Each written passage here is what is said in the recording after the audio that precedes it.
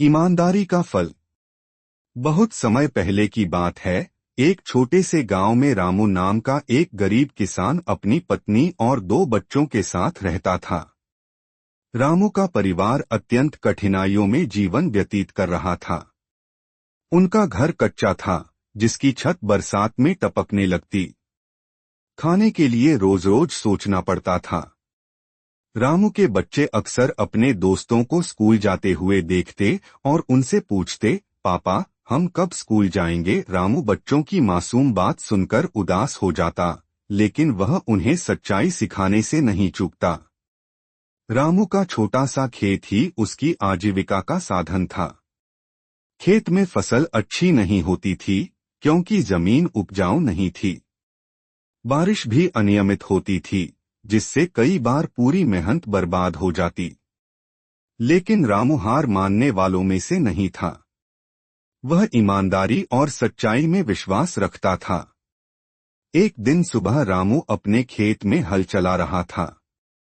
सूरज की पहली किरणें खेतों पर पड़ रही थीं और पक्षियों की चहचहाहट माहौल को शांतिपूर्ण बना रही थी। अचानक हल किसी कठोर चीज से टकराया। रामू ने सोचा, यह शायद कोई बड़ा पत्थर होगा। उसने हल किनारे रखा और उस जगह को अपने हाथों से खोदना शुरू किया। कुछ ही देर में उसे मिट्टी में कुछ चमकती हुई चीज दिखाई दी। रामू ने ध्यान से देखा तो वह एक पुराना बर्तन था। उसका दिल जोर से धड़कने लगा। उसने बर्तन को बाहर निकाला और उसका ढक्कन खोला। ढक्कन के खुलते ही उसकी आंखें चौंधिया गईं।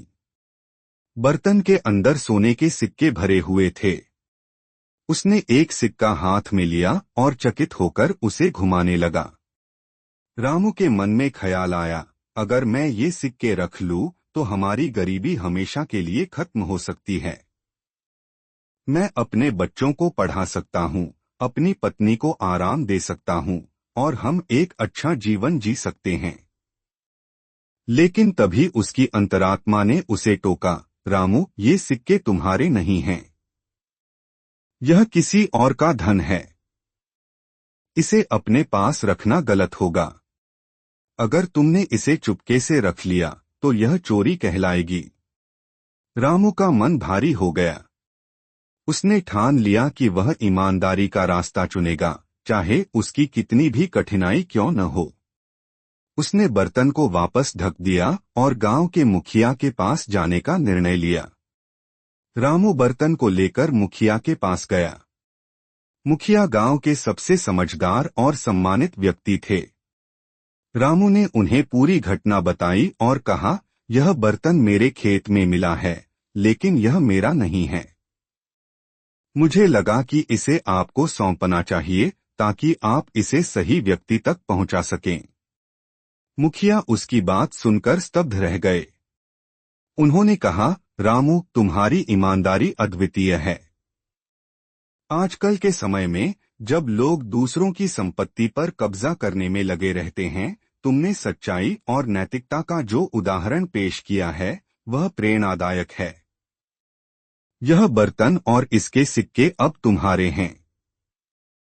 यह तुम्हारी मेहनत और ईमानदारी का इनाम है। रामू को सिक्कों का बर्तन मिल गया, लेकिन उसने अपनी सादगी नहीं छोड़ी। उसने सबसे पहले अपने बच्चों को स्कूल में दाखिला दिलवाया। उनके लिए किताबें और कपड़े खरीदे। उसने अपने खेत को सुधारने के लिए पैसे लगाए, सिंचाई के साधन जुटाए और बेहतर बीज खरीदे। जल्द ही उसकी फसलें लहलहाने लगीं। रामू की पत्नी अब ज्यादा सुकून में थी। उसे घर के काम में सहूलियत के लिए चीजें मिल गईं। रामू ने गांव के गरीब लोगों की भी मदद की। वह उन बच्चों की पढ़ाई का खर्च उठाने लगा जो गरीबी के कारण स्कूल नहीं जा पाते थे। गांव में रामू की ईमानदारी की कहानी हर जगह फैल गई। लोग उसकी सराहना करते और उसे सम्मान की दृष्टि से देखते।